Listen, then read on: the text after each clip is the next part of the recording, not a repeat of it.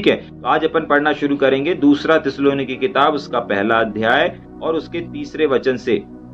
हे भाई, 2 से 3 चीजों को हम इस वचन से देखेंगे और उसके बाद फिर हम आगे चलेंगे। सबसे पहली चीज, पौलुस यहाँ पर कह रहा है कि मुझे तुम्हारे विषय में हर समय, क्या लिखा हुआ है? हर समय, ध्यान से सुनिएगा, हर समय परमेश्वर का धन्यवाद करते हैं। मतलब एक सेवक, एक लीडर अपने सिखाने वालों का, बाइबल बताती है, हर समय क्या कर रहा है? धन्यवाद कर रहा है। क्यों धन्यवाद कर रहा है? क्योंकि पौलुस ना इन लोगों को जो बताया या जो सिखाया, उस चीजों को ये इनके सेवा कार्य में देख रहा है। जाग रहे हैं? किस चीज में देख रहा है? इनके सेवा कार्य में देख रहा है। कैसे देख रहा है? वहीं पर पढ़ेंगे, उसके आगे पढ़ेंगे। तुम्हारे विषय में धन्यवाद करना चाहिए और यह उचित भी है। क्यों उचित है? इसलिए कि तुम्हारा विश्वास बहुत बढ़ता जाता है। मतलब इनका और इनके सेवकाई में जो कुछ भी पौलुस ने सिखाया, समझाया, उस चीज को सुन करके, समझ करके, उसको प्रयोग में ला करके इन लोगों का विश्वास क्या हो रहा है? दिन प्रतिदिन बढ़ता और बढ़ता जा रहा है।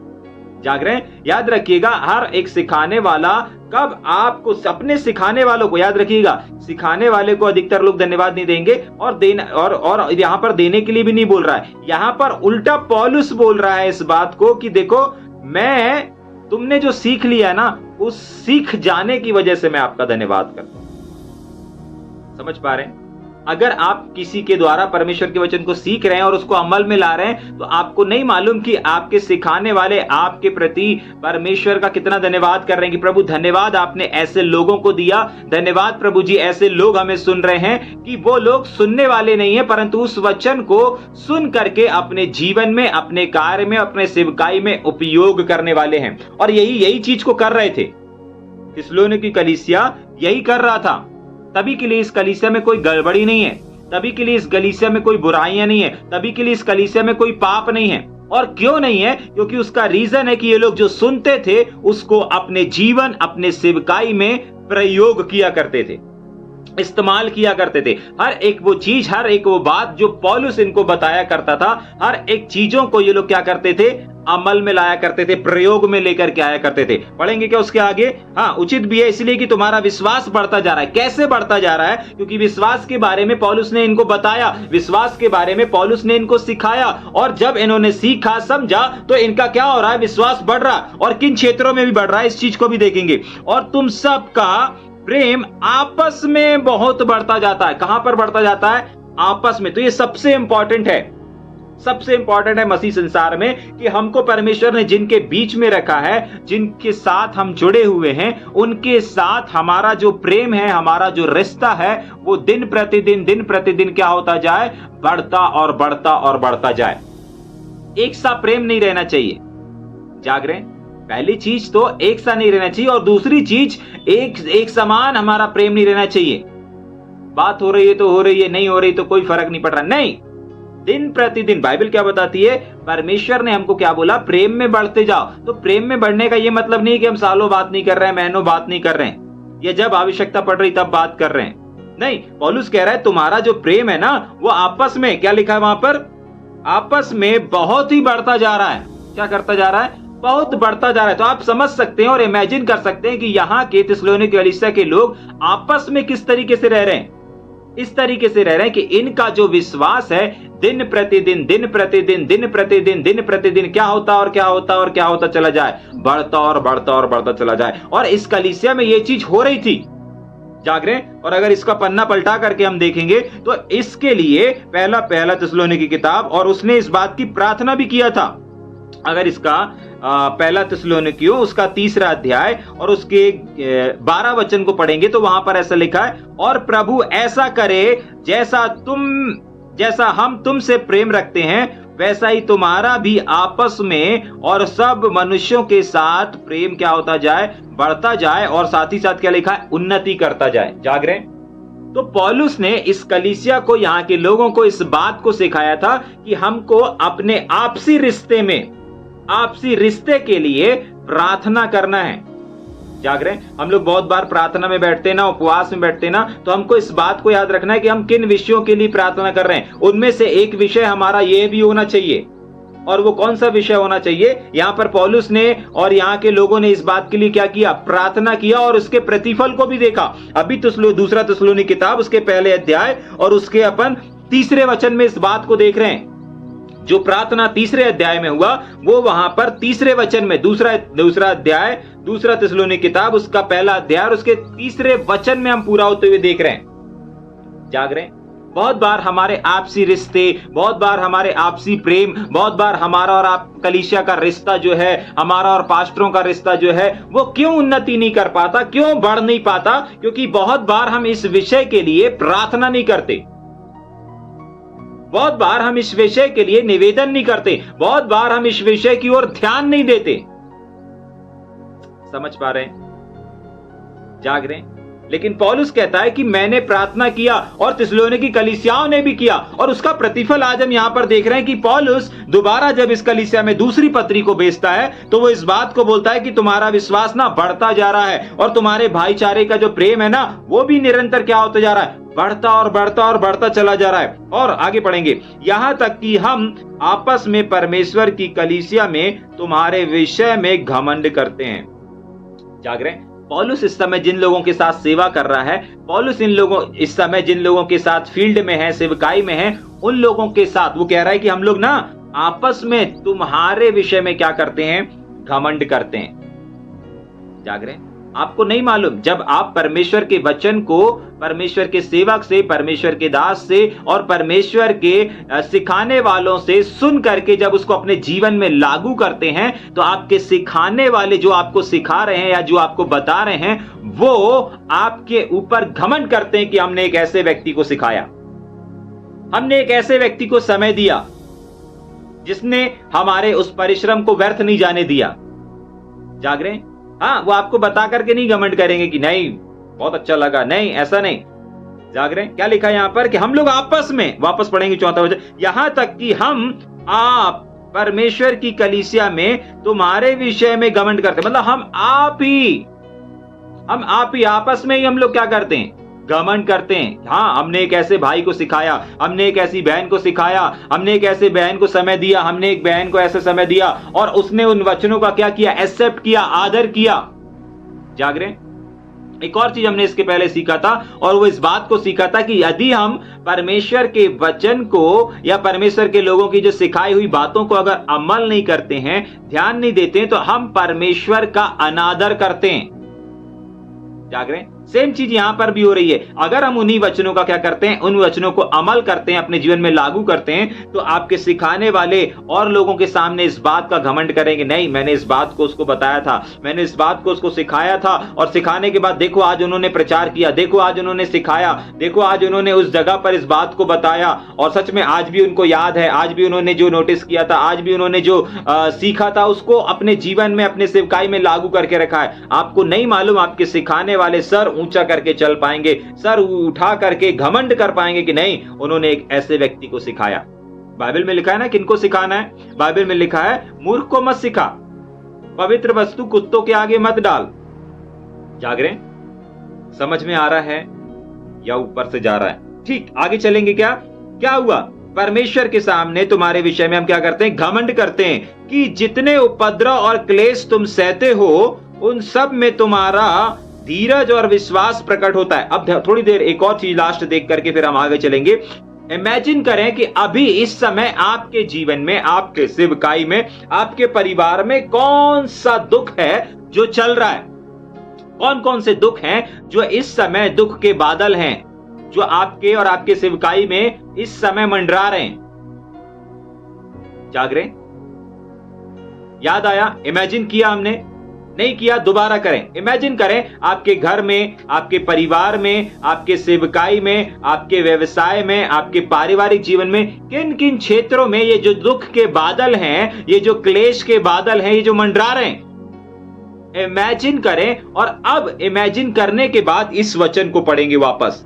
जितने उपद्रव और क्लेश तुम सहते हो उन सब से तुम्हारा धीरज और विश्वास प्रकट होता है। मतलब आपके अंदर कितना धीरज है, आपके अंदर कितना विश्वास है मसीह संसार में, मसीह के प्रति, वो कैसे बाहर आएगा? आपके बोल देने से मैं विश्वासी हूं, नहीं मैं धीरज रखता हूं, ऐसे बोल देने से क्या आप एक धीरजवंत व्यक्ति कहला जाएंगे?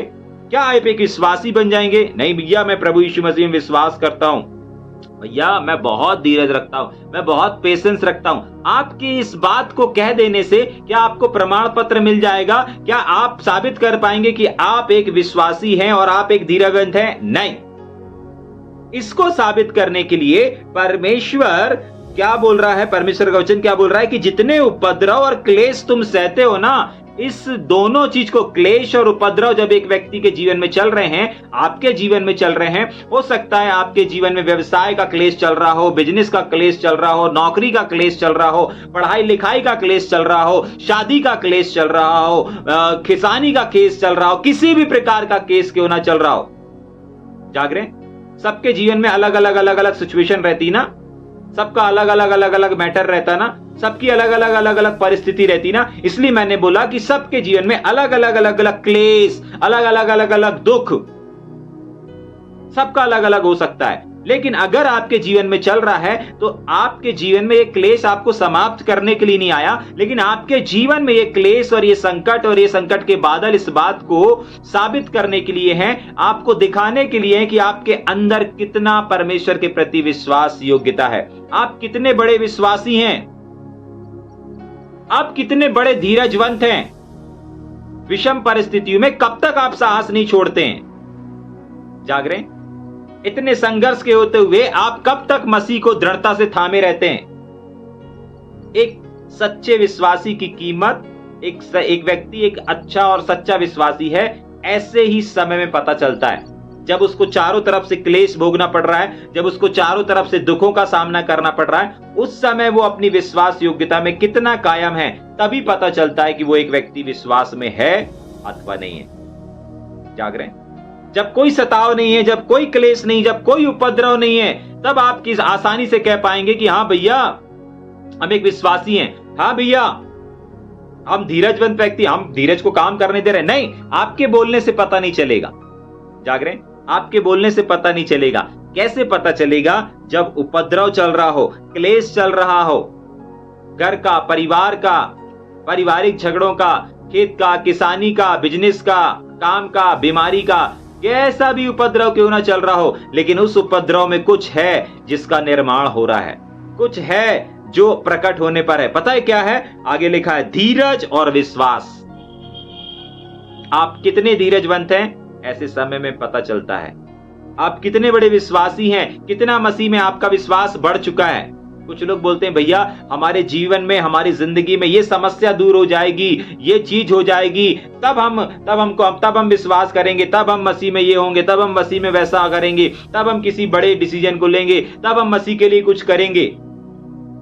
जाग रहे हैं? समझ में आ रहा है? परमेश्वर का वचन आज की सुबह इस बात को बोलता है कि जितने भी क्लेश के बादल आज आपके और हमारे जीवन में मंडरा रहे हैं, परमेश्वर का वचन आपको इस बात से उत्साहना और संतावना दे रहा है कि चिंता मत करो। ये जो दुख आया है, ये जो तकलीफ आई है, जो परेशानी आई है, ये जो भी आपके जीवन में क्लेश और उपद्रव चल रहा है, ये सिर्फ इसलिए आया है ताकि आपको धीरजवंत बना सके, ताकि आपको विश्वास में और मजबूत बना सके। जाग रहे हैं? पौलुस इन लोगों के लिए क्यों परमेश्वर का धन्यवाद कर रहा है, इन लोगों के लिए क्यों घमंड कर रहा है? क्योंकि ये लोग उपद्रव के बीच में भी, क्लेश के बीच में भी क्या है? धीरज को रखे हुए, अपनी विश्वास योग्यता को नहीं खोया है। आज की सुबह परमेश्वर आपसे इस बात को कह रहा है, आज आपके जीवन में भी जो काले दुख के बादल मंडरा रहे हैं, क्लेश के बादल मंडरा रहे हैं, उपद्रव के बादल मंडरा रहे हैं, बदनामी के बादल मंडरा रहे हैं, बीमारी के बादल मंडरा रहे हैं, चिंताओं के बादल मंडरा रहे हैं, परमेश्वर इस बात को कह रहा है बिल्कुल चिंता नहीं करना। क्यों? क्योंकि परमेश्वर आपके अंदर कितनी विश्वास योग्य, प्रकट लिखा है, मतलब अभी गुप्त है लेकिन प्रकट में आ जाएगा। जाग रहे? प्रकट में आ जाएगा। दूसरा, कितने आप धीरजवंत हैं, अभी नजर नहीं, आपके बोलने से नहीं समझ में आ रहा, लेकिन आपके अंदर से बाहर आ जाएगा। उदाहरण बताऊं, एक व्यक्ति, अभी कुछ दिन पहले भी मैंने बताया था कि एक व्यक्ति जब दूसरे व्यक्ति को 4 बातें बोल रहा है, 10 बातें सुना रहा है, लगातार सुना रहा है, अब कितनी देर तक आप उसकी कचर को सहेंगे? कितनी देर तक आप उसकी बर्दाश्त करेंगे? बहुत बार क्या होता है, हम आपा खो देते हैं और एक गलत डिसीजन को ले लेते हैं, गलत बातों को बोल देते हैं, और उसके बाद हमको क्या करना पड़ता है, सॉरी बोलना पड़ता है। समझ पा रहे हैं? हाँ, और पता चल जाता है कि आपके अंदर कितनी पैशंस की शक्ति है, आप कितने बड़े विश्वासी हैं, आप कितने बड़े धीरजवंत हैं, ऑटोमेटिक पता चल जाएगा। जाग रहे हैं? कहीं सताव चल रहा है, कोई दुख आया, कोई रुकावट आई, आप फटाक से रुक गए, मीटिंग से, सेवकाई से, किसी भी चीज से, पता चलेगा उसी टाइम पे। जाग रहे हैं? उसी टाइम से पता चलेगा कि वचन आपके अंदर कितना है, कितनी गहराई तक आपने परमेश्वर के वचन को समझा है, ये पता चलेगा।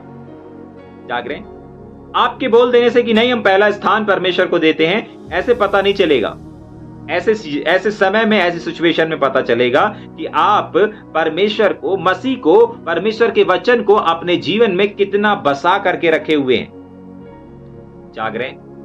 समझ में आ रहा है या ऊपर से जा रहा है? ठीक, आगे चलेंगे क्या? ठीक, कितनी चीजें देखी हमने? 3 से 4 चीजों को हमने देखा। 5वां वचन को पढ़ेंगे। यस। यह परमेश्वर के सच्चे न्याय का स्पष्ट प्रमाण है कि तुम परमेश्वर के राज्य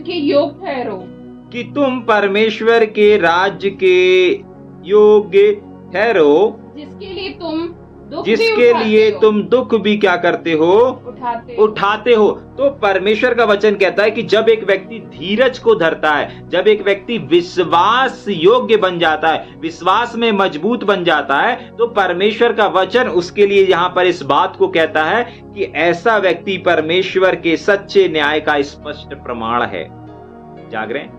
आपको मालूम है, जब आप क्लेशों से होकर के गुजरते हैं, उपद्रव से होकर के गुजरते हैं, इन दुख के बादल से होकर के गुजरते हैं, तो इन बादलों से एक ही बारिश होती है, और वो बारिश का नाम है स्पष्ट प्रमाण। काय का? न्याय का प्रमाण। मैंने अभी कहा था ना कि आप मुंह से बोल रहे हैं कि मैं एक विश्वासी हूं, अच्छा बड़ा विश्वासी हूं, 5 साल का विश्वासी हूं, 10 साल का विश्वासी हूं, इससे पता नहीं चलेगा। क्लेशों से पता चलेगा, उपद्रव से पता चलेगा आप कितने बड़े विश्वासी हैं। इससे पता नहीं चलेगा कि आप कितने बड़े धीरजवंत हैं आपके बोलने से। इससे पता चलेगा क्लेश से। किससे पता चलेगा? उपद्रव से। किससे पता चलेगा? सताव से। किससे पता चलेगा? जीवन के दुख, मुसीबत, परेशानियों से जब आप होकर के गुजरते हैं ना, तब आपके अंदर की मसीहत और आपके अंदर का धीरज क्या होता है? प्रकट रूप में बाहर आता है। और जब बाहर आता है ना, तभी पता चलता है। मैंने कहा ना, आपके बोलने से प्रमाण पत्र जाहिर नहीं कर दिया जाएगा, डिक्लेयर नहीं कर दिया जाएगा, लेकिन जब आप इनसे होकर के गुजरेंगे तब प्रमाण पत्र। और साफ वहां पर लिखा हुआ है, क्या लिखा है? 5 वचन को फिर से पढ़ेंगे। यह परमेश्वर के सच्चे यह परमेश्वर के सच्चे न्याय का स्पष्ट प्रमाण है। क्या प्रमाण है? आपने पेशेंस को रखा, आपने धीरज को अपने जीवन से दिखाया, आपने अपनी मसीहत को नहीं खोया। बहुत बार लोगों के जीवन में, लोगों के परिवार में दुख आता, मुसीबत आती, और वो क्या हो जाते हैं? बहक जाते हैं, भटक जाते हैं। समझ में आ रहा है? हाँ, बहुत बार वो लोग भटक जाते हैं, बहुत बार वो लोग क्या हो जाते हैं? नाश हो जाते हैं, नष्ट, अपने विश्वास योग्यता को छोड़ देते हैं। लेकिन परमेश्वर का वचन आज की सुबह आपसे कह रहा है, यदि आप अपनी विश्वास योग्यता को छोड़ेंगे नहीं, यदि आप अपने परमेश्वर के प्रति विश्वास योग्य बने रहेंगे, आप जो कर रहे हैं करते रहेंगे। बहुत बार ऐसा होता है ना कि हम परिस्थिति जब हमारे सामने विषम हो जाती है ना, तो हम बहुत सारी चीजों को छोड़ देते हैं। आराधना करना छोड़ देते हैं, प्रार्थना करना छोड़ देते हैं, स्तुति करना छोड़ देते हैं, मीटिंग में जाना छोड़ देते हैं, विजिटिंग करना छोड़ देते हैं। क्यों? हमारा जीवन संघर्षों से चल रहा है, हमारे जीवन में कठिनाई चल रही, कठिन समय। जाग रहे? कल पादरी साहब इस बात को बता रहे थे, कठिन समय में तो और ज्यादा परमेश्वर हमारे निकट रहता है। बिना कठिन समय भी साथ में रहता है, लेकिन कठिन समय में और ज्यादा हमारे साथ में रहता है। तो अगर आप कठिन समय, कठिन समस्या, मुसीबत, दुख, परेशानी को देख करके अगर आप कहीं रुक रहे हैं, कुछ चीजों को छोड़ रहे हैं, सभाओं को छोड़ रहे हैं, मीटिंग को छोड़ रहे हैं, विजिटिंग को छोड़ रहे हैं, किसी के पास जाना छोड़ रहे हैं, तो इस बात से सतर्क हो जाइए। आप अपने अंदर के उस विश्वासी को प्रकट रूप में नहीं देख पाएंगे और ना ही कभी आप एक धीरजवंत व्यक्ति बन पाएंगे। लेकिन ये दुख, ये तकलीफ, ये परेशानी इसलिए नहीं आई है कि आपने कोई गलती कर दिया है। हाँ, बहुत बार लोग ये सोचते हैं और लोग ये बोलते भी हैं, तुमने कोई पाप किया है, तुमने कोई गुनाह कर दिया है। जरूर तुमने कोई लफड़ा दफड़ा किया है, तभी इन बातों से संघर्ष कर रहे हो, तभी ये बीमारी तुम्हारे पास आकर खड़ी हुई है, तभी ये समस्या तुम्हारे सामने आकर खड़ी हुई है, तभी ये तुमको रोग हो गया, तभी ये तुम्हारे जीवन में परेशानी चल रही, तभी तुम्हारे जीवन में कर्जा चल रहा है। बहुत सारे लोग बोलते हैं, जरूर तुमने कोई लफड़ा किया, जरूर तुमने कोई पाप किया है, जरूर तुमने परमेश्वर का दिल दुखाया है। जाग रहे हैं? अरे हमारा परमेश्वर ऐसा परमेश्वर नहीं है कि उसके बच्चे अगर उसका दिल दुखाएं तो वो अपने बच्चों को सजा देना शुरू कर दे। जाग रहे हैं? आप ऐसे परमेश्वर के बेटे नहीं हैं, आप ऐसे परमेश्वर की आराधना नहीं कर रहे हैं। आपका पिता ऐसा पिता नहीं है कि अगर आपने उसका दिल दुखा दिया, आपने कोई गलती कर दी तो वो आपको एक सजा डिक्लेयर कर दे, एक बीमारी को भेज दे। ऐसा नहीं है। जाग रहे हैं? हाँ, लेकिन परमेश्वर आपके जीवन में इन चीजों को इसलिए अलाउ कर देता है आने के लिए बहुत बार, ताकि आपके अंदर से और ज्यादा विश्वास क्या हो जाए, आप विश्वास में और दृढ़ हो जाएं, आप धीरजवंत बन सकें। जाग रहे हैं? हाँ, क्योंकि परमेश्वर के चुने हुए लोगों के अंदर सहनशीलता होनी बहुत जरूरी है, और सहनशीलता को सहन करने के लिए आपको धीरज धरना पड़ेगा। कोई काम नहीं बन रहा है, कोई अच्छी चीज नहीं हो रही है, पैसे सेव नहीं हो रहे हैं आपके घर में, जाग रहे हैं? कुछ चीज खरीदना चाह रहे हैं, नहीं खरीद पा रहे हैं, बिल्कुल चिंता नहीं करिए, धीरज रखिए, विश्वास रखिए। ये विश्वास और ये धीरज आपको क्या करेगा? एक मसीह, सच्चे मसीह का प्रमाण पत्र देगा। आप अनंत जीवन के बारे से इस बात को प्रकट करेगा। जाग रहे हैं? समझ में आ रहा है? क्या लिखा हुआ है? 5वां वचन एक और बार, यह परमेश्वर के सच्चे न्याय का स्पष्ट प्रमाण है। क्या प्रमाण है? कि तुम परमेश्वर के राज्य के योग्य ठहरो। जाग रहे हैं? अगर आप पेशेंस रखते हैं, धीरज रखते हैं, कठिन समय में भी, अच्छे समय पे तो सब धीरज रखते हैं, अरे जो होगा देखा जाएगा, प्रभु ने अभी अपना अकाउंट भर दिया है, अपने को इतना दे दिया है, इतना ही सब कुछ कर दिया, जो होगा देखा जाएगा। जाग रहे हैं? ऐसे समय पे धीरज हर एक इंसान रख लेगा। लेकिन कैसे समय पे धीरज, कैसे समय पर परमेश्वर से जुड़े रहना है? बहुत बार हमारी थोड़ी सी किसी झगड़ा हो जाता, लड़ाई हो जाती है, अपन क्या करते हैं? आराधना नहीं करते, स्तुति नहीं करते, चर्च नहीं जाते, सभाओं में नहीं जाते, मीटिंगों में नहीं जाते, लोगों से मिलते नहीं, लोगों से बातचीत। क्यों? क्या हो गया? अरे भैया झगड़ा हो गया, घर परिवार में ठीक नहीं चल रहा। समझ में आ रहा है या ऊपर से जा रहा है? उसी समय तो आपको धीरज रखना है, उसी समय तो आपके अंदर कितना धीरज है ये प्रकट हो रहा है, चेक किया जा रहा है और आप ही को बताया जाएगा। देखो, इस समय पर आपने साहस छोड़ दिया था। बाइबल बताती है, एक वचन लिखा हुआ है नीति वचन की किताब में, यदि तू विपत्ति के समय साहस छोड़ दे तो तेरी शक्ति बहुत कम है। जाग रहे हैं? पढ़ा किसी ने ये वचन को? आप पढ़ लीजिएगा, नीति वचन की किताब में लिखा हुआ है, यदि तू विपत्ति के समय अपने साहस को छोड़ दे, धीरज को छोड़ दे, तू एक बहुत छोटा सा विश्वासी है। जाग रहे हैं? समझ में आ रहा है? आज आप कितने बड़े विश्वासी हैं। आपके बोलने से, आपके नाम के आगे क्या लिखा है, इससे कोई फर्क नहीं पड़ता। सेवक हैं, पास्टर हैं, रेवरेंड हैं, बिशप हैं, इससे कोई फर्क नहीं पड़ता। आप कितने बड़े विश्वासी हैं, ये दुखों में पता चलता है, क्लेशों में पता चलता है, महामारी में पता चलता है। जाग रहे हैं? जब भी दुख के बादल, संकट के बादल हमारे आसपास मंडराना शुरू कर दीजिए, समझ जाइएगा कि अब मेरे पास एक ऐसा समय है कि मैं अपने आप को साबित कर सकूं कि मैं एक बड़ा विश्वासी हूं। जब भी कोई तकलीफ, जब भी कोई समस्या, जब भी कोई प्रॉब्लम आपके जीवन में आना शुरू करे या दस्तक दे, आप समझ जाइएगा कि मेरे पास एक ऐसा अवसर है, मेरे पास एक ऐसा समय है कि मैं इस बात को साबित कर सकता हूं कि मैं कितना बड़ा धीरजवंत हूं, कितना बड़ा विश्वासी हूं। जाग रहे हैं? और यही चीज एक व्यक्ति को स्वर्ग न्याय के दिन का, क्या लिखा वहां पर? न्याय का स्पष्ट प्रमाण है कि आप स्वर्ग, क्या लिखा वहां पर? परमेश्वर के राज्य के योग्य हो। मतलब ये दोनों चीजें आपको परमेश्वर के योग्य बना देती हैं। जाग रहे हैं? आपका धीरज रखना और आपका विश्वास में बने रहना। लिख लीजिएगा इसको जो लोग लिख रहे हैं, ठीक है? आपका विश्वास में बने रहना और आपका धीरज रखना, ये दोनों चीजें आपको स्वर्ग राज्य के योग्य ठहराती है।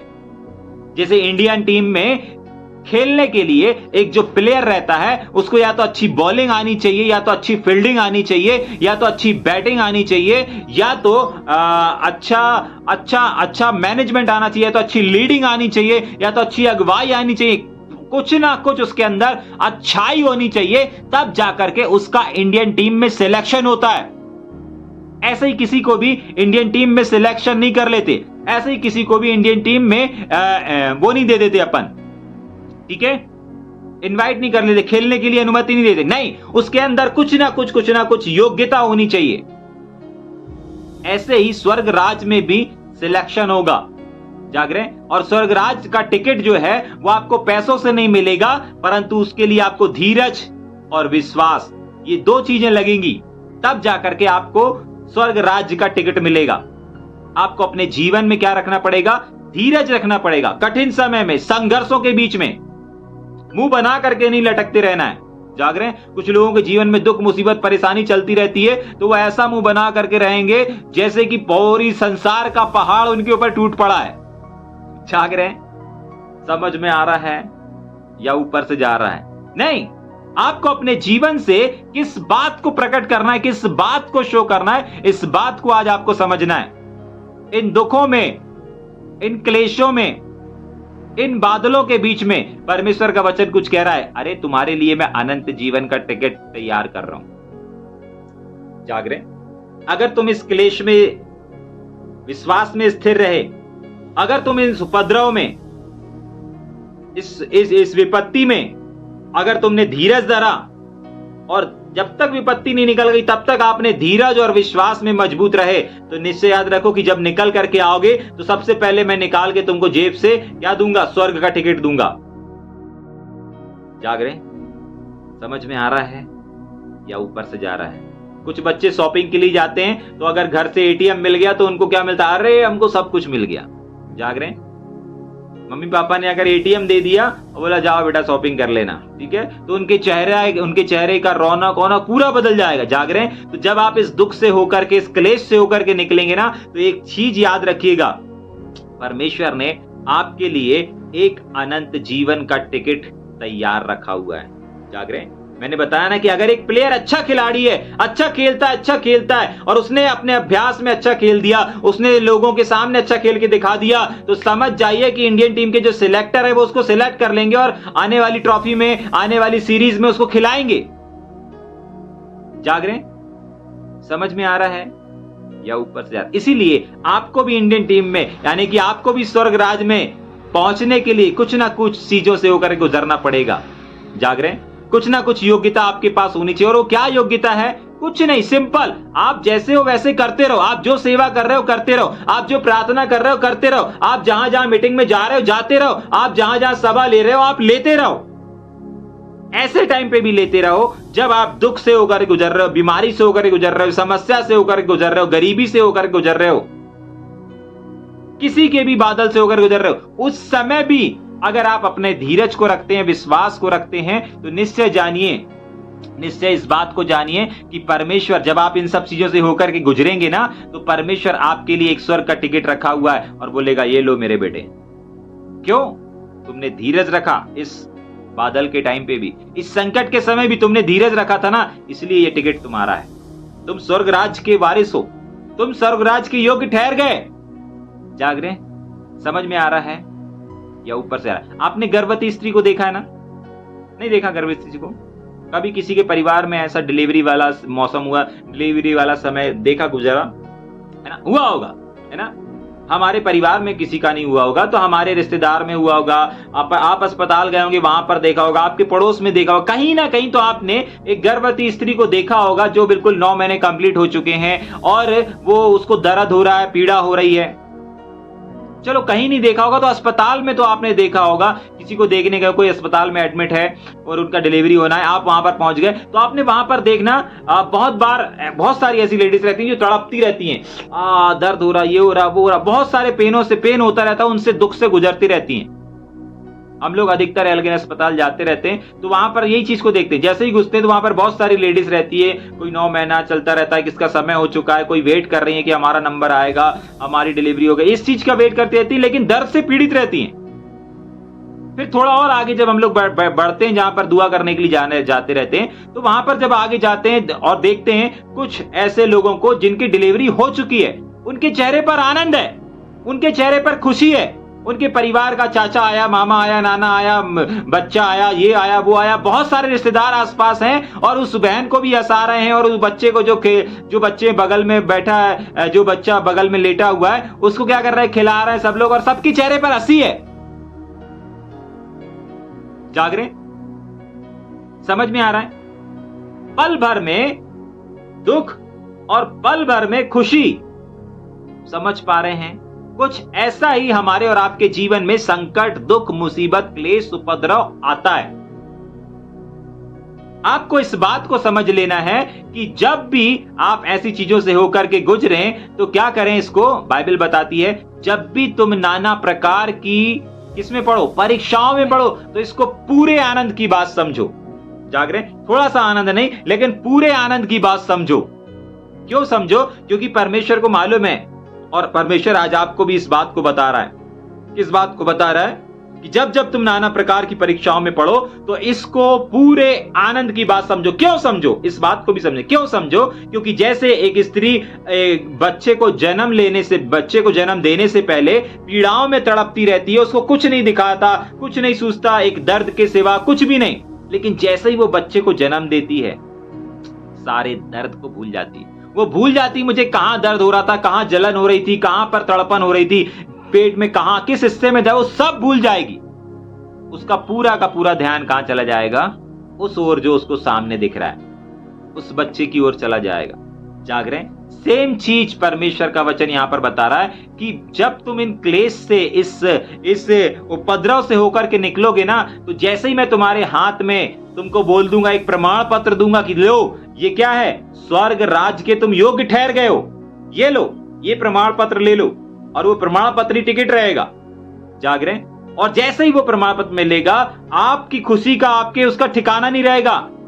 आप परमेश्वर को लाखों करोड़ों धन्यवाद देंगे, प्रभु मैं तो धीरज खोने वाला था, आपने सहन करने की शक्ति दे दिया, मैं तो विश्वास से डगमगाने वाला था, मेरा काम नहीं चल रहा था, मेरा ये नहीं चल रहा था, मुझे सेवा नहीं मिल रहा था, ये नहीं हो रहा था, मैं तो विश्वास से मुकरने वाला था कि अरे अब तो चलो वापस काम धंधा करते। प्रभु आपने बल दिया। आप प्रभु का धन्यवाद देते देते रुकेंगे नहीं। जाग रहे? समझ में आ रहा है? इसीलिए परमेश्वर का वचन कहता है, वापस पढ़ेंगे क्या इसको? 4 और 5 एक साथ पढ़ेंगे, फिर अपन 6 में चलेंगे। यहां तक कि आप परमेश्वर की कलीसिया में तुम्हारे विषय में घमंड करते हैं कि जितने उपद्रव और क्लेश तुम सहते हो, उन सब में तुम्हारा धीरज और विश्वास प्रकट होता है। तो क्यों होता है? क्या होता है इस विश्वास और धीरज को प्रकट होने से, सामने आने से? 5वें वचन में लिखा है, यह विश्वास और यह धीरज ना परमेश्वर के सच्चे न्याय का स्पष्ट प्रमाण है। क्या प्रमाण है भैया? क्या लिखा है इसमें? उसमें लिखा है तुम परमेश्वर के राज्य के योग्य ठहरे हो। जाग रहे? तो आज जितने लोग दुख, संकट, मुसीबत, परेशानी, किसी भी चीज का सामना कर रहे होंगे, मैं उन सबको इस वचन से उत्साहित करना चाहता हूं कि ये वचन परमेश्वर ने आपके और हमारे लिए इस बात को दिया है, और कि जैसे ही आप इस बादल को पार करेंगे, जैसे ही आप इस दुख को पार करेंगे, परमेश्वर एक प्रमाण पत्र लेकर के आपका इंतजार कर रहा है। परमेश्वर के दूत आपके लिए एक प्रमाण पत्र लेकर के इंतजार कर रहे हैं कि मेरा बेटा, मेरी बेटी, तुम स्वर्ग राज्य के, परमेश्वर के राज्य के योग्य ठहर चुके हो। क्यों? क्योंकि तुमने इस विषम परिस्थिति में भी धीरज रखा। क्यों? क्योंकि तुमने धीरज रखा, तुम विश्वास में दृढ़ बने रहे, तुमने अंत तक विश्वास रखा, तुम मुझ पर डिपेंड रहे। संकट, मुसीबत, परेशानियों में तुमने विश्वास से मुकर नहीं गए, तुम सभाओं में जाना बंद नहीं कर दिए, तुम प्रार्थना करना बंद नहीं कर दिए, तुम लोगों के बीच में सुसमाचार सुनाना बंद नहीं कर दिए। तुम करते रहे। प्रतिफल नहीं नजर आ रहा था, फिर भी करते रहे। मैं देख रहा हूं इस समय कुछ लोग काम कर रहे हैं, सेवा कर रहे हैं, लेकिन उन लोगों को अपने जीवन में, अपने सेवकाई में, अपने चर्च में फल नजर नहीं आ रहा है। जाग रहे हैं? हाँ, मैं प्रॉफिटिकली इस चीज को बोलना चाह रहा हूं। कुछ लोग हैं जो काम कर रहे हैं, सेवा कर रहे हैं, लेकिन उनको कोई प्रतिफल नजर नहीं आ रहा है, कोई उन्नति नजर नहीं आ रही। लेकिन परमेश्वर उनसे कह रहा है, बिल्कुल चिंता मत करो, जैसे ही तुम इन चीजों से पार होगे, तुम्हारे लिए मैंने एक टिकट तैयार करके रखा है, तुम्हारे लिए मैंने एक प्रमाण पत्र तैयार करके रखा है, और उस प्रमाण पत्र में लिखा है कि मेरा बेटा तू परमेश्वर के राज्य के योग्य ठहर गया है। जाग रहे हैं? ये दुख क्या कर रहा है, ये क्लेश क्या कर रहा है, ये तकलीफ क्या कर रही? आपको परमेश्वर के राज्य के योग्य बना रहा है। जाग रहे हैं? समझ में आ रहा है क्या कर रहा है ये दुख, क्या कर रही है ये तकलीफ, क्या कर रहे हैं ये उपद्रव, क्या कर रहे हैं ये संकट के बादल? आपको परमेश्वर के योग्य बना रहे हैं। समझ में आ रहा है या ऊपर से जा रहा है? ठीक, 6वें वचन को पढ़ेंगे जल्दी से। क्योंकि हाँ, परमेश्वर के निकट यह न्याय है कि हाँ, जो तुम्हें क्लेश देते हैं उन्हें बदले में क्लेश दें, हाँ, और तुम्हें जो क्लेश पाते हो हमारे साथ चैन दे, हाँ, उस समय जबकि प्रभु यीशु अपने सामर्थी दूतों के साथ धधकती हुई आग में स्वर्ग से प्रकट होगा, और जो परमेश्वर को नहीं पहचानते और हमारे प्रभु यीशु मसीह के सुसमाचार को नहीं मानते उनसे पलटा लेगा। बस यहाँ पर रुकेंगे, यहाँ एक दो चीज को देख करके फिर हम आगे चलेंगे। सबसे पहली बात 6वें वचन में, क्योंकि परमेश्वर के निकट यह न्याय है। याद रखिएगा, आज अगर कोई आपको सता रहा है, आज अगर कोई आपको परेशान कर रहा है, आज अगर कोई आपके विरोध में काम कर रहा है, कोई आपको सता रहा है, कुछ भी आपको क्यों ना कर रहा होगा, आपको इस बात को समझ लेना है कि आपको न्याय नहीं करना है, आपको पलट करके जवाब नहीं देना है, आपको पलटा नहीं लेना है, क्योंकि परमेश्वर का वचन साफ इस बात को बोलता है कि पलटा लेना मेरा काम है। जाग रहे हैं? उसका वचन कहता है पलटा लेना मेरा काम है। आपको पलट करके आपके शत्रुओं को जवाब नहीं देना है, आपको पलट करके आपको अपने विरोधियों को जवाब नहीं देना है। अगर उसने 4 बात बोला है तो आपको 8 नहीं सुना देना है। जाग रहे हैं? हाँ, परमेश्वर साफ कह रहा है कि परमेश्वर के पास ये न्याय है। और क्या न्याय है? हाँ, पढ़ेंगे उसके आगे। क्या न्याय है मेरे सामने? कि जो तुम्हें क्लेश देते हैं, यानी कि जितने दुख तुमको देते हैं। इमेजिन करें, याद करें कि आपको किस किस लोगों ने चोट पहुंचाया, आपको किस किस व्यक्ति ने दुख दिया, आपका दिल किस किस लोगों की वजह से दुखा।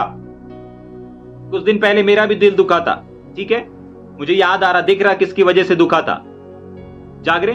परमेश्वर कहता है जिसकी वजह से तुम्हें तकलीफ हो रही है, जिसकी वजह से तुम्हें परेशानी हो रही है, तुमको जिसकी वजह से दुख झेलना पड़ रहा है, तुमको उसके विरोध में कुछ करने की आवश्यकता नहीं है। क्यों?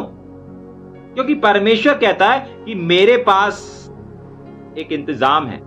जो लोग तुमको क्लेश दे रहे हैं ना, जो लोग तुमको सता रहे हैं, जो लोग तुमको पीड़ा दे रहे हैं, जो लोग तुम्हारे विरोध में बातें कर रहे हैं, जाग रहे हैं, तुम्हें उनके विरोध में कुछ करने की आवश्यकता नहीं है। क्यों? क्यों? क्योंकि परमेश्वर का वचन कहता है, पढ़ेंगे क्या आगे उसको?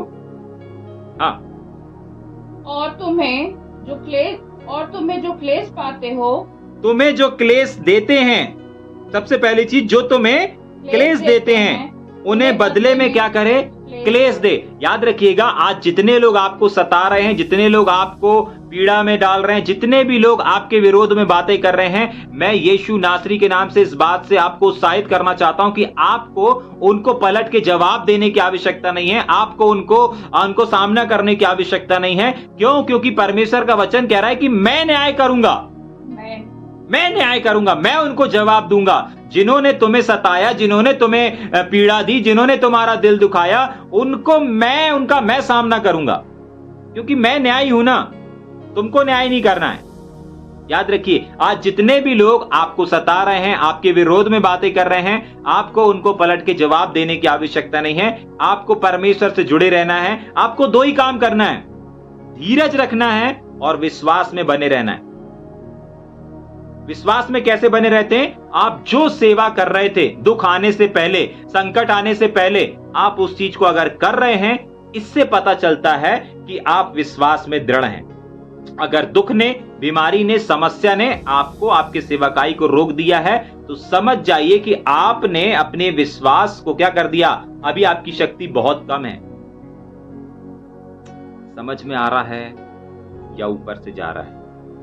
वापस, अगर दुख ने, मुसीबत ने, परेशानी ने, बीमारी ने, गरीबी ने, तंगी ने, किसी भी चीज ने अगर आपकी सेवकाई पे ब्रेक लगाया है, तो इस बात को समझ जाइए, ये दुख, ये समस्या, ये रुकावट इसीलिए आई थी ताकि आपके अंदर धीरज और आपके अंदर एक विश्वास योग्य ठहर सके।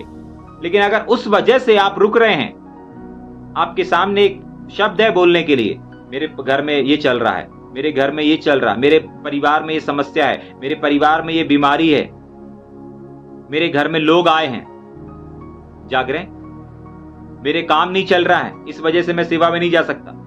अगर इन चीज को बोलने के लिए आपके पास समय है, तो समझ जाइएगा कहीं ना कहीं आपने अपने विश्वास योग्यता को खो दिया है। जाग रहे हैं? समझ में आ रहा है? अभी मेरे घर में खाने को नहीं है, पहले मैं राशन देखूंगा, पहले मैं परिवार देखूंगा, उसके बाद मैं किसी चीज को करूंगा। कहीं ना कहीं आपने अपनी विश्वास योग्यता को क्या कर दिया है? खो दिया है। इमेजिन करें ना, अगर परमेश्वर का जो सेवक था एलिया अगर इस बात की चिंता करता कि मैं क्या खाऊंगा, कहां रोटी मिलेगी मुझे, कहां मेरा रुकने का ठिकाना होगा, कहां मैं जब सेवा में जा रहा हूं कहां रुकूंगा, कहां ये सब, कैसे ये सब चीजें करूंगा, मेरे पास तो कोई धन नहीं, मेरे पास तो कोई पैसा नहीं। जाग रहे हैं? आपको पता है, जब एक व्यक्ति परमेश्वर के ऊपर डिपेंड होकर के अपने कदमों को बढ़ाता है ना, आपको मालूम है परमेश्वर के वचन में एक ऐसा सेवक है जो आया जाया करता था एक स्थान से दूसरे स्थान तक। जाग रहे हैं? आप वहां पर पढ़िएगा, परमेश्वर ने एक व्यक्ति के मन में डाला और उसने उसके ठहरने के लिए एक घर का निर्माण करवा दिया कि वो वहां पर रेस्ट कर सके। जाग रहे हैं? हमारा परमेश्वर जब पुराने नियम के सेवकों की इतनी चिंता करता है, तो आप सोचिए कि आप एक नए नियम के सेवक हैं, आप एक नए नियम के बेटे और बेटियां हैं। आपकी परमेश्वर कितनी कदर नहीं करता, आपकी परमेश्वर कितनी चिंता नहीं करता। लेकिन परमेश्वर इन दुखों में कर क्या रहा है? बहन लोग, घर में जब आटा सानती है ना, तो वो आटा बहुत चिल्लाता है, क्यों मुझे मार रहे हो, मैं अच्छा सुंदर दिख रहा हूं, मुझे क्यों पानी से नहला रहे हो, मुझमें क्यों आप थप्पड़ थप्पड़ थप्पड़ थप्पड़ थप्पड़ थप्पड़ लगा रहे हो। चिल्लाता रहता है। जाग रहे? इमेजिन करें, अगर आटा आपने किसी के सामने खाने के लिए परस दिया, कोई एक्सेप्ट करेगा? नहीं करेगा। कोई जेब में रखना पसंद करेगा? नहीं करेगा। आपके बच्चे आटा लेकर के लंच बॉक्स ले जाना पसंद करेंगे? आपके पति, आपके पापा जो काम करते हैं, बाहर जाते हैं, क्या वो लोग आटा ले जाना पसंद करेंगे? नहीं। अगर आटे को अपनी कीमत को देखना है, कीमत को समझना है, तो उसको क्या करना पड़ेगा? आटे की ऑलरेडी कीमत है, लेकिन और ज्यादा कितने कीमत है, इस बात को देखने के लिए आपकी भी अभी कीमत है, आपकी भी अभी कीमत है, वैल्यू है। संसार में है, आपके बिजनेस में है, आपके परिवार में है, आपकी सेवकाई में, हर जगह कीमत है। लेकिन आपकी असल कीमत कितनी है? आज भी प्रभु आपको इस्तेमाल कर रहा, कर रहा है, लेकिन और कितना करना चाहता है, इस चीज को देखने के लिए उस आटे की तरह आपको बहुत सारी विषम परिस्थितियों का सामना करना पड़ेगा। आपको मालूम है उस आटे को बहन लोगों के कितने थप्पड़ खाने पड़ते हैं, कितने घूंसे खाने पड़ते हैं, ऐसे ऐसे ऐसे ऐसे ऐसे, ऐसे क्या करते रहते हैं वो लोग? बीचते रहते हैं, लड़ते रहते हैं, उससे मारते रहते हैं, और तब तक मारते रहते हैं, तब तक मारते रहते हैं, जब तक वो एक गुथा हुआ आटा नहीं बन जाता। जाग रहे हैं? उसके बाद भी बहनों को चैन नहीं पड़ता, उसके बाद भी उसकी मुंडी ऐसी मरोड़ देती हैं और छोटा से मुंडी ऐसे इकट्ठी करती जाती हैं। मुंडी काटने के बाद भी आटे की उनको चैन नहीं मिलता। एक मोटा सा लकड़ी का बेलन लेंगी और उसको ऊपर से पटर पटर पटर पटर खूब पूरा पतला कर डालेंगे। समझ में आ रहा है? उसके बाद भी उस आटे का दुख खत्म नहीं होता। बहुत बार आपको भी ऐसे ही लगता ना, यार ये दुख क्यों नहीं खत्म हो रहा है, तकलीफ क्यों नहीं खत्म हो रही, बीमारी क्यों नहीं खत्म हो रही, दर्द क्यों नहीं खत्म हो रहा, ये समस्या क्यों नहीं जा रही, ये रोग क्यों नहीं जा रहा। जाग रहे? हाँ, बेलने के बाद भी बहनों को शांति नहीं मिलती। जब बिल जाती है रोटी तो आटा बोलता है चलो अब तो बहन रुक गई है, अब तो ये बहन ने काम करना बंद कर दिया, अब तो मुझे अच्छा लग रहा है। लेकिन थोड़ी देर बाद तवा की एक रोटी अलग हुई, जैसे ही तवा गर्म हुआ वही बहन उस आटे को उठा करके, उस बेली हुई रोटी को उठा करके एक गरम के तवा में, वो तवा में फड़फड़ाता रहता है रोटी। वो आटा क्या होता है, फड़फड़ाने लगता है, फड़फड़ाने लगता है, फड़फड़ाने लगता है, फूलने लगता है। बहुत दर्द होता है उसको, बहुत तकलीफ होती है उसको। जाग रहे हैं? समझ में आ रहा है? बहुत जलन का सामना करना पड़ता है। हो सकता है आज आपके जीवन में भी दुख रुक नहीं रहे होंगे, तकलीफ रुक नहीं रही होगी, बीमारी रुक नहीं रही होगी, गरीबी रुक नहीं रही होगी। चिंता मत करिए, परमेश्वर कुछ कर रहा है। जाग रहे? जब वो आटा तवा के ऊपर फूलने लगता है, बहन देखती है, वाच करती रहती है। अच्छा, एक तरफ हो गया, अभी उसको फटाक से ऐसे उठा करके वापस पलटा देंगी। आटा और चीखने लगता है, अरे एक हिस्सा बचा था मेरा, एक भाग बचा था, जहां पर मैं जला नहीं था, जहां पर मुझे जलन होने से थोड़ा ठंडा ठंडा लग रहा था। ये बहन तो इतनी जालिम है, ये बहन तो मुझ पर इतना अत्याचार करी, इसने नीचे से मुझे उठाया और जो भाग मेरा सही था उस भाग में भी मुझे दुख दे दिया, उस भाग को भी तपन कर दिया, उस भाग को भी तपा दिया। जाग रहे?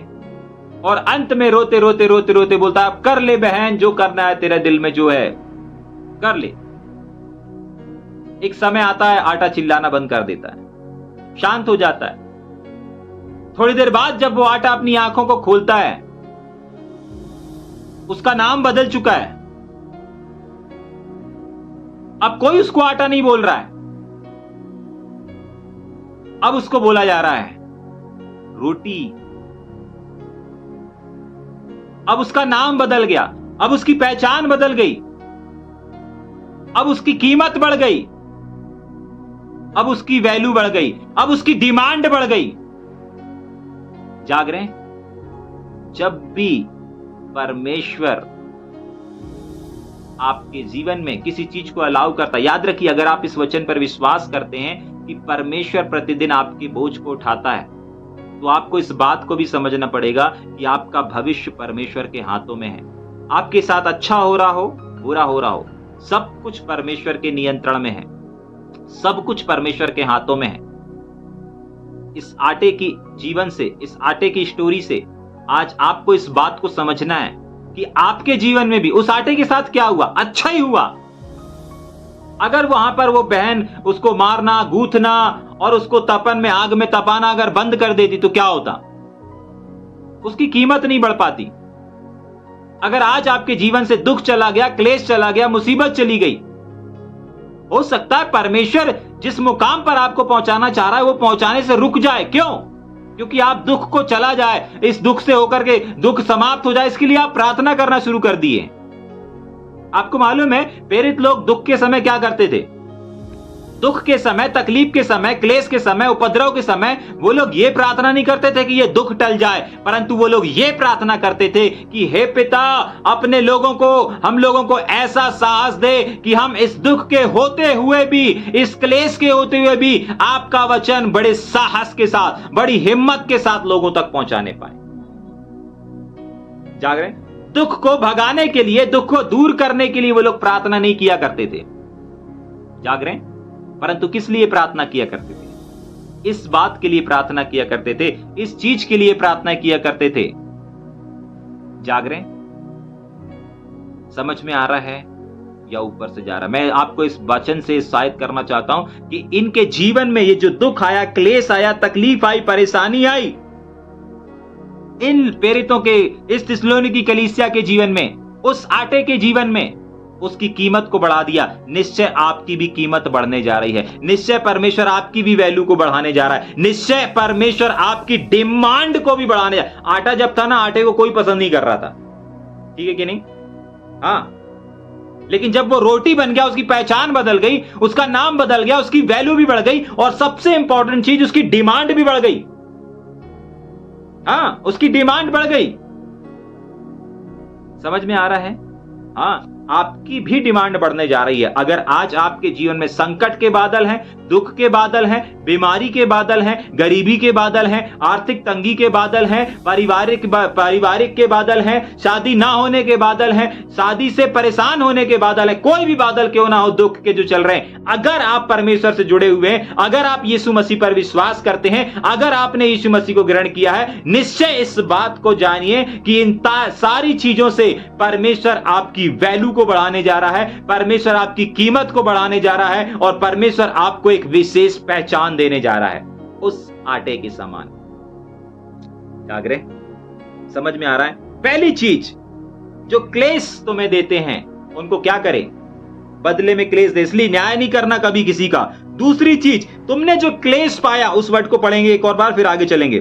तुमने जो क्लेश पाया, तुम जो क्लेश पाते हो, हमारे साथ चैन दे। क्या करे? चैन दे। देखिए, जब आप दुख से होकर के, क्लेश से होकर गुजरते ना, उसके बाद एक चैन है, एक विश्राम है, एक पैसेंस है जो परमेश्वर ने प्रिपेयर करके रखा है, परमेश्वर ने तैयार करके रखा है। किसके लिए? आपके लिए। जाग रहे हैं? किसके लिए तैयार किया? आपके लिए तैयार करके रखा है। और परमेश्वर उस चैन को, उस विश्राम को आपको देना चाहता है, तभी के लिए इस प्रोसीजर से होकर के गुजरना पड़ रहा है आपको, इस दुख से होकर के गुजरना पड़ रहा है, इस बीमारी से होकर के गुजरना पड़ रहा है, इस तकलीफ से, इस पारिवारिक समस्या से होकर गुजरना पड़ रहा है। जाग रहे हैं? इसलिए चिंता मत करिए, धीरज रखिए, सबसे इंपॉर्टेंट धीरज रखिए और अपने आप को विश्वास में बनाए रखिए। ठीक, आगे पढ़ के खत्म करेंगे अपन ना। हाँ, चैन दे, उसके आगे पढ़ेंगे। उस समय जबकि प्रभु यीशु अपने सामर्थी दूतों के साथ धधकती हुई आग में स्वर्ग से प्रकट होगा और जो परमेश्वर को नहीं पहचानते और हमारे प्रभु यीशु मसीह के सुसमाचार को नहीं मानते, उनसे पलटा लेगा। जाग रहे हैं? आपको पलटा लेने की आवश्यकता नहीं है।